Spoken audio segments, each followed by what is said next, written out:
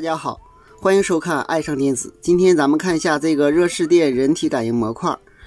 这个感应模块当人体靠近的时候，它就吸合，延时一段时间，然后就断电。下面我们看看详细电路。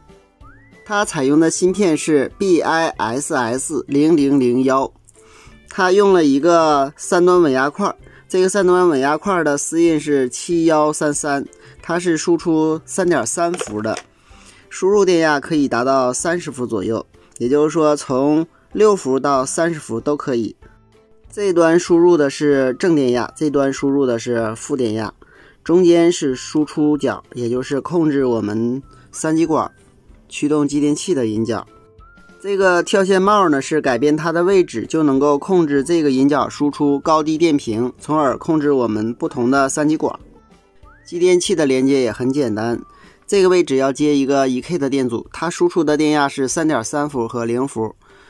那么这儿接一个 1K 的电阻，接3极管的基极，3极管的发射极接 D， 极电极接继电器。继电器的线圈上要并连一个2极管，这样呢防止这个3极管击穿。那么这个引脚是动出电，这个引脚和这个引脚是静出电。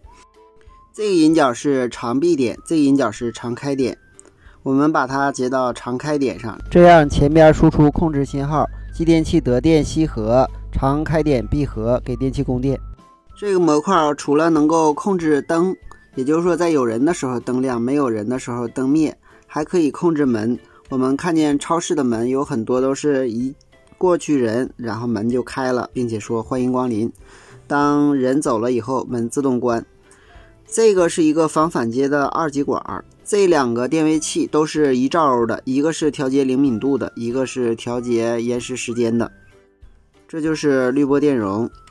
我们看这边有一个主要的器件，那就是热释电感应头，它能够检测人体37度的温度释放出的红外线，输出电信号加到控制电路，从而能够识别人是否靠近。当有人靠近的时候，从中间这个引脚输出高电位或低电位，主要取决于我们这个跳线帽。那么输出一定的电位来驱动我们的继电器吸合。当这个延时一段时间，延时时间取决于我们这个电位器的调节。那么延时一段时间自动断电，自动恢复到待机状态。好，今天咱们就到这里，谢谢大家，再见。